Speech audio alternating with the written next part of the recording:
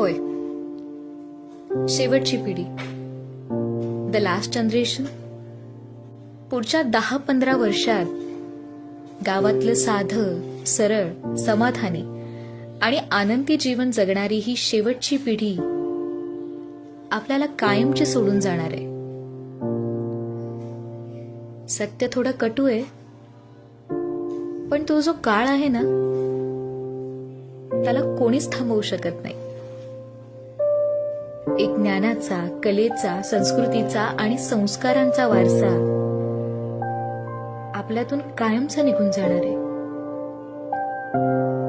ही तीच माणसं जी गावात साध्या आणि सरळ जीवनशैलीत आनंद मानतात, गावच्या राखणदार देवचरात निसर्गाच्या प्रत्येक रूपात देव शोधतात, मायेचा ओलावा जपणारी, आपल्याला छान छान गोष्टी सांगणारी आणि जीवनाचा खरा अर्थ खूप सोप्या भाषेत समजावून सांगणारी हीच ती शेवटची पिढी.